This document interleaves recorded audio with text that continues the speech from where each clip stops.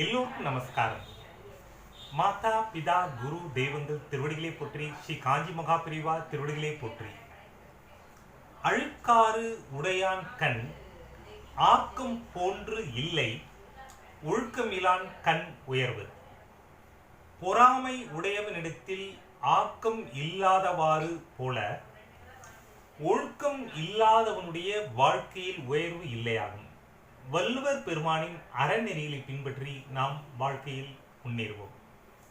இன்றைய தினமணி நாள் இதழில் பாஜக கூட்டணி சார்பில் போட்டியிடும் வேட்பாளர்களை ஆதரித்து வேலூரிலும் கோவையிலும் புதன்கிழமை நடைபெற்ற தேர்தல் பிரச்சார பொதுக்கூட்டத்தில் பாரத பிரதமர் நரேந்திர மோடிஜி அவர்கள் ஆற்றிய உரை வெளிவந்துள்ளது.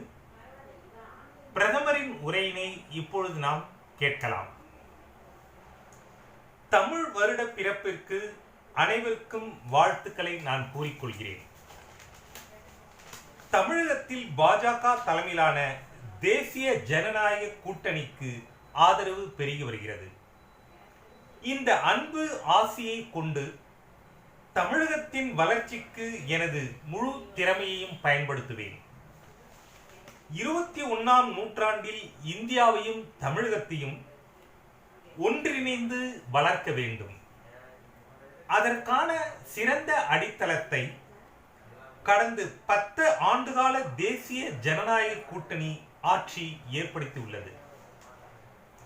2014ஆம் ஆண்டுக்கு முன்பு இந்தியா உலக அளவில் பொருளாதாரத்தில் பலவீனமான நாடாக இருந்ததுடன் ஊழல் முறைகேடுகள் குறித்த செய்திகள் தான் வந்து கொண்டிருந்தன.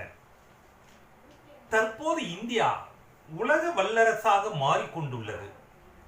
அதில் தமிழகம் மிக பெரும் பங்கை வகிக்கிறது. விண்வெளி துறையிலும் உற்பத்தியிலும் இந்தியாவை முன்னெடுத்து செல்வதில் தமிழகத்தின் பங்கு அதிக அளவில் உள்ளது. தமிழக இளைஞர்களின் திறன் வளர்ந்து வரும் இந்தியாவிற்கு மேலும் வலிமை சேர்க்கும். உடான் திட்டத்தின் கீழ் வேலூர் விமான நிலையம் விரைவில் திறக்கப்படும். தவிர வேலூர் வழியாக செல்லும் சென்னை பெங்களூர் தொழில் வழித்தடம் ஆகியவற்றால் இப்பகுதி ஒரு நவீன மாவட்டமாக மாறக்கூடும். ஆனால் தமிழகத்தின் வளர்ச்சிக்கு திமுக பெரும் தடையாக இருந்து வருகிறது. அனைத்திலும் திமுக அரசியல் செய்கிறது. திமுக ஒரு குடும்ப நிறுவனமாக செயல்பட்டு வருவதுடன் ஒட்டுமொத்த பதவிகளையும் ஒரே குடும்பமே ஆக்கிரமித்து வைத்துள்ளது.